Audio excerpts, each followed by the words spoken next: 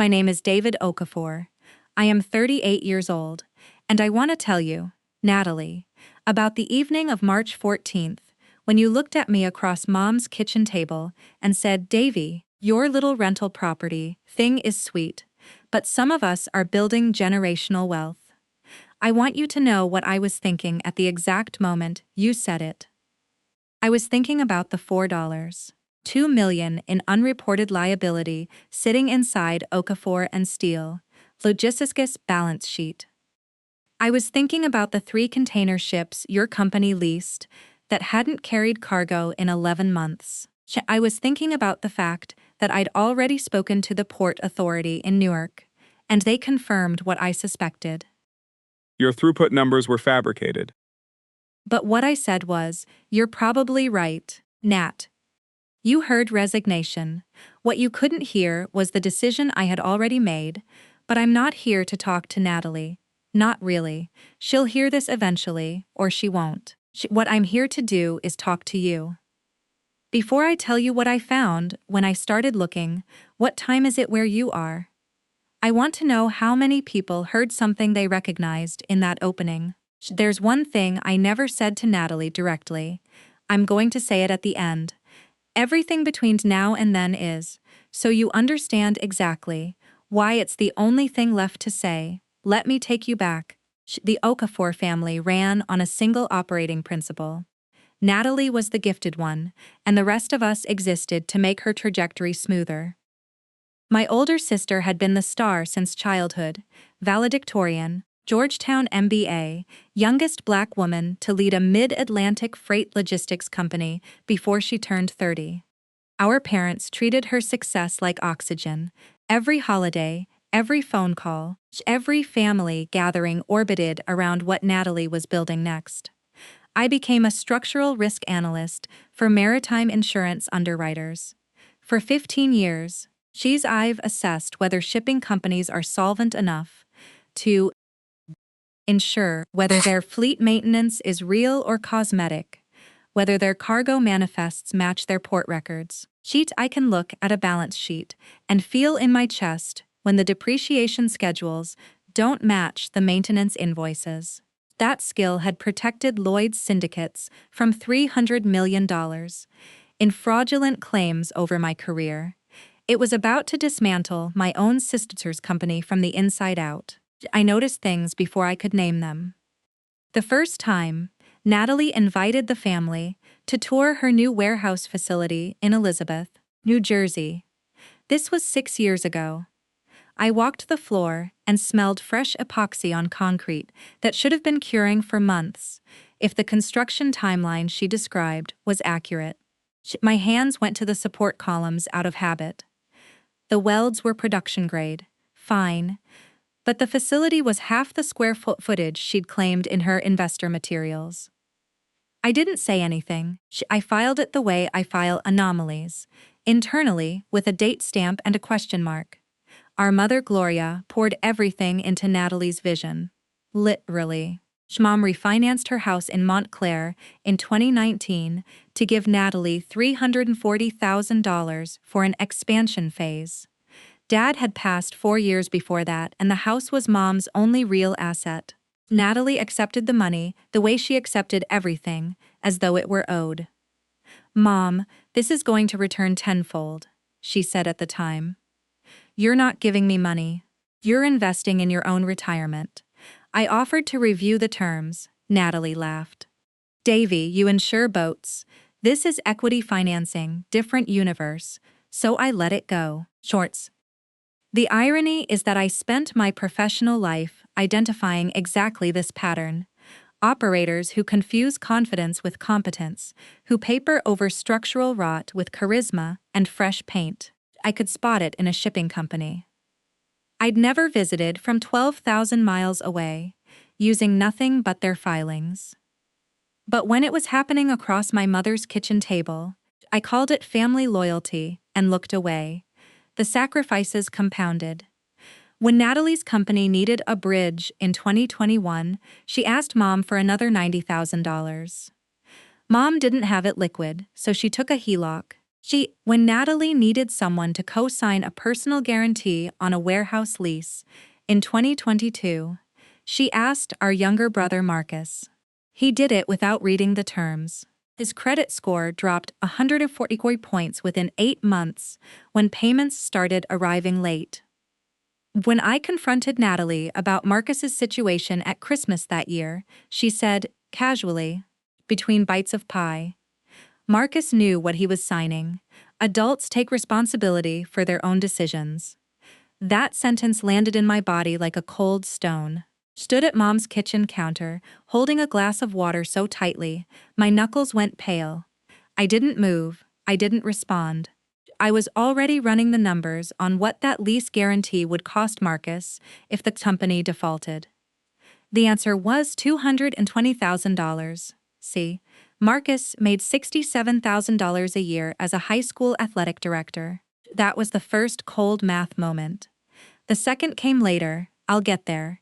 The small investment, Natalie mocked, that March evening was a 4-unit brownstone I'd purchased in Newark for $387,000 in 2018. Renovated it unit by unit using my own hands on weekends. By March 2024, it was fully occupied, cash flowing $6,400 monthly, and appraised at $1.1 million. It wasn't flashy, didn't have a board of directors or investor decks. It just worked. Quietly, the way I work. Now, let me tell you what happened on April 2nd. I was at Mom's house helping her file her taxes, something Natalie never did, and I needed a canceled check from 2019 to document the refinance. Mom told me to look in the filing cabinet in the spare room. The third drawer down held a manila folder labeled N Investment Docs. Inside, I found a promissory note. The note stated that Gloria Okafor had provided $340 as an unsecured personal loan to Natalie Okafor Steel, not to Okafor and Steel Logistics, LLC. The company was nowhere on the document. The repayment terms were listed as to be determined upon liquidity event. That was layer 1, the obvious insult. Mom thought she was investing in a company. She'd actually made an unsecured personal loan to her daughter, with no repayment date. If the company went under, Mom had no equity claim, no creditor standing, nothing. I held that document for a long time. My fingers registered the paper weight. Standard 20-pound copier stock, not the bonded legal paper, a legitimate promissory note should use. The notary stamp was present, but the commission number was partially obscured. Something in me went perfectly still. I sat on the edge of the spare bed, and I didn't move for what must have been 10 minutes. Shamus was calculating how many judgments like this existed, how many years this structure had been running.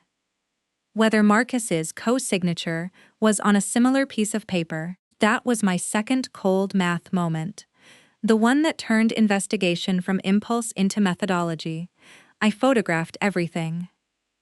Then I put the folder back exactly where I'd found it. Over the following 3 weeks, I did what I do for a living. I pulled public records. Okafor and Steel Logistics had filed their annual report with the New Jersey Division of Revenue. I downloaded it. The reported revenue for fiscal year 2023 was $14.7 million. I cross-referenced this with Port Authority throughput, data, publicly available, container movement. Records that any maritime professional knows how to read. Their throughput volume could not have generated more than $6.2 million in revenue at market rates. The gap was $8.5 million. That was layer 2, the hidden setup. The revenue wasn't inflated through optimism or aggressive interpretation. It was fabricated, deliberately. Someone was booking revenue on cargo that never moved. I requested, through proper channels at my firm, citing a routine portfolio review of companies in our risk exposure zone. The maintenance and inspection records for the 3 vessels Natalie's company leased. 2 of them had been dry docked for over 9 months. The third had failed a Coast Guard inspection and was operating under a conditional certificate.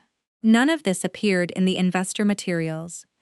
Natalie distributed to her private shareholders, including our mother. Then I found something else. The pattern wasn't new. I reached out to a former colleague who'd underwritten Natalie's previous venture, a smaller freight brokerage she'd run from 2015 to 2017 before folding it into what became Okafor and Steele. He sent me the claims file.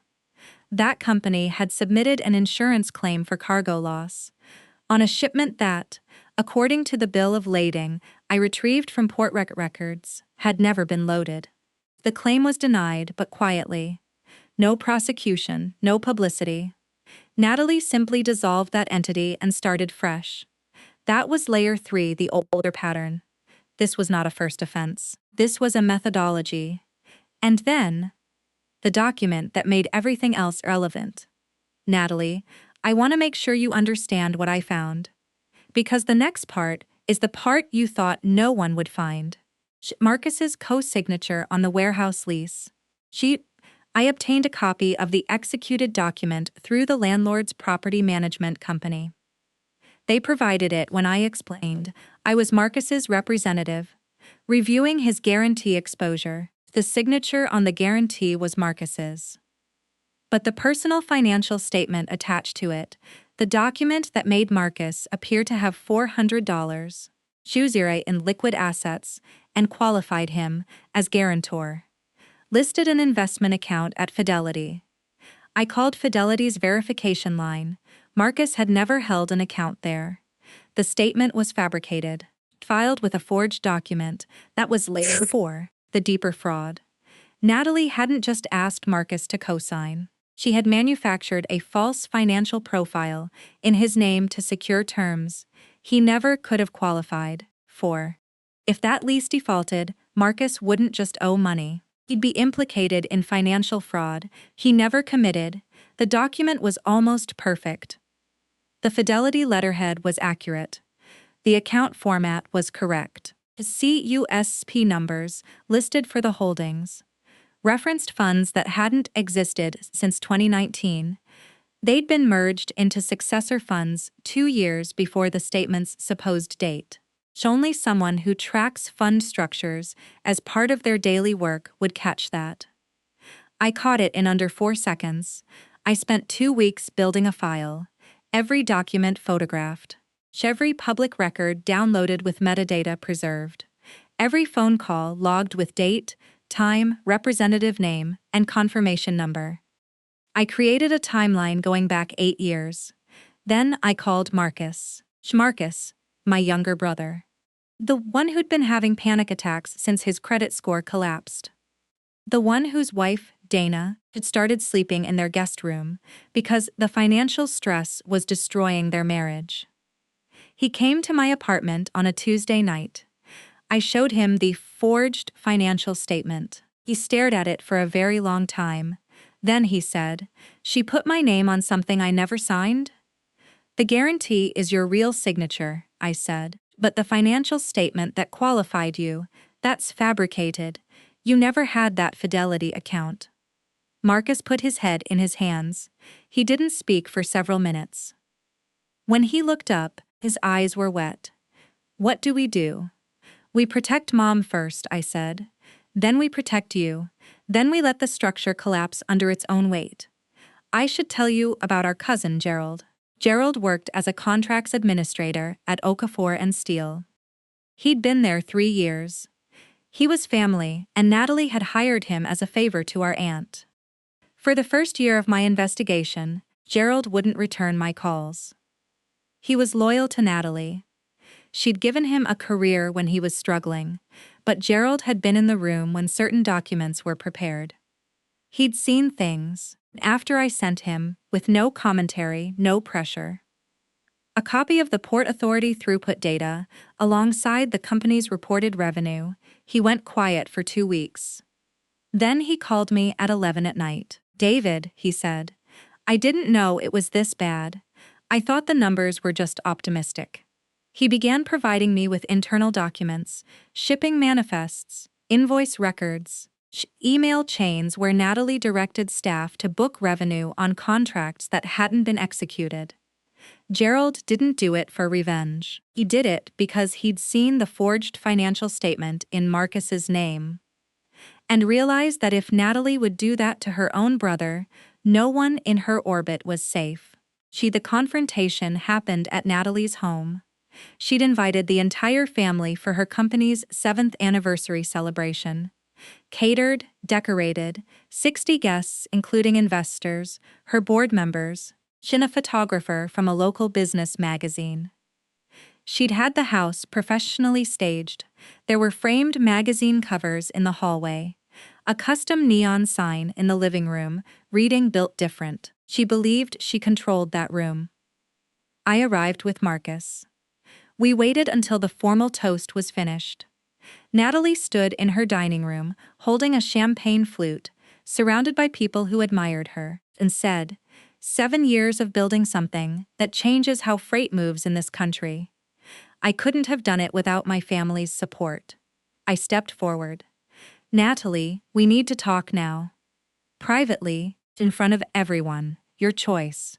Her face flickered, annoyance not fear. "Davy, can this wait? We're celebrating, it can't." She set down her glass with precision. "Fine, study, 5 minutes." But I didn't move toward the study. I opened my bag and placed the first document on her dining table. The promissory note, SMOM $340,000, structured as a personal loan, with no repayment terms and no equity. "What is this?" Natalie said. "Mom's investment agreement. What about it?" "It's not an investment agreement, it's an unsecured personal loan to you, not your company. Mom has no equity position, no creditor standing. If your company fails tomorrow, she loses everything with no legal recourse." Natalie's first resistance. Denial. "That's standard structuring. My attorney drafted it. It's completely normal." I placed the second document, Port Authority throughput records, beside her filed revenue figures. "Your company reported $14.7 million in revenue last year. Your actual cargo volume generated a maximum of $6.2 million. Where did the other $8.5 million come from?" Second resistance, reframing. "You don't understand logistics accounting, David. You insure boats. There are brokerage fees, handling charges, consulting revenue streams. You wouldn't recognize because you've never operated at this level." I placed the third document, the forged fidelity statement in Marcus's name. Marcus spoke, quietly. "I never had a fidelity account, Nat." Third resistance, family loyalty appeal. "After everything I've built for this family, after I've carried the Okafor name into boardrooms none of you would ever have access to. This is how you repay me? By ambushing me at my own celebration?" I waited. Then Gerald stepped into the dining room from the hallway where he'd been standing. He was holding a USB drive. "Natalie," he said, "I have 3 years of internal documents. Manifests, invoice records, your email directives. I've already provided copies to David's attorney. Gerald, the cousin she'd hired, the one she trusted with access to every internal system, the one she's never imagined would stand in her dining room, holding evidence she couldn't dismiss." The room was silent. Natalie's board member, Richard Yates, was standing near the kitchen doorway. He'd heard everything. He was already reaching for his phone. I said one sentence. The only sentence that mattered. "You didn't build a company, Natalie. You built a debt machine and staffed it with your own family's names." I did not elaborate. I did not raise my voice. I let it sit in the room like something heavy placed on a table. Natalie's mouth opened, closed, her eyes moved to Gerald, to Marcus, to the documents on her table, to Richard Yates typing on his phone. She said very quietly, "Get out of my house." We left. I put my hand on Marcus's shoulder as we walked to the car. I had already contacted an attorney specializing in identity fraud on Marcus's behalf. The fidelity forgery, once reported, would be investigated separately from any corporate matter. Marcus would be protected. The consequences arrived in layers over the following months, the way structural failures always do. Not all at once, but with the grinding inevitability of weight exceeding capacity. Within 10 days, Natalie's board initiated an independent audit. Richard Yates, the board member who'd overheard the confrontation, personally retained an outside forensic accounting firm. Within 3 weeks, the audit confirmed revenue overstatement of approximately $23 million across 4 fiscal years. The company's credit facilities were frozen. Lenders called their notes. By May, Natalie had been removed as CEO by unanimous board vote. Her personal assets were subject to a civil fraud investigation by the New Jersey Attorney General's office. The warehouse lease, the one with Marcus's co-signature, defaulted in June. But because I'd already filed a fraud report regarding the forged financial statement, Marcus was released from the guarantee. His credit bureau disputes were resolved by August. His score began recovering. Mom's situation was harder. The $430,000 she'd given Natalie, the refinance plus the HELOC, was structured as a personal loan with no security. Recovery would require civil litigation. I retained an attorney for Mom. I also quietly refinanced her house myself, paying off both the original refinance and the HELOC from my own savings. I didn't tell her the terms. She told her the money was recovered. She didn't need to spend her remaining years in a courtroom. She needed to keep her home. Gerald resigned from Okafor and Steele before the audit completed. He cooperated fully with investigators and received no charges. But he carried the weight of having been inside a fraudulent operation for 3 years without acting sooner. When he called me in July, he said, "Should have spoken up the first year." I saw things that didn't make sense and I told myself it wasn't my place. I said, "You spoke up when it mattered." He said, "That's generous of you, David. But I know it's not the same as early." I didn't offer him absolution. I told him the truth, that I understood why he stayed silent, that silence in family systems is a survival mechanism, and that what he did took real courage even if it came late. He said thank you. The conversation ended with something unresolved between us. I think that's where it will stay. Natalie pled no contest to 2 counts of securities fraud in October. She received 3 years of probation, $1.4 million in restitution orders, and a permanent bar from serving as an officer or director of any publicly reporting company. The neon built different sign was removed during the asset seizure. Her house sold at auction in December for less than she owed on it. I think about what it costs to build something real, not in dollars. I know those numbers. I mean in patience, in silence, in the years of being called small by someone who was hollow. My 4-unit brownstone cash flows quietly. I purchased a second property last fall, a 6-unit in East Orange. I did the inspection myself, walked the foundation the way I walk every foundation. I checked the welds, I read the numbers, I let the structure tell me what it was, not what someone wanted me to believe it was. That's the only method I trust. The only one that's ever held. What people say about you when they think no one is listening, that is the truest thing about them.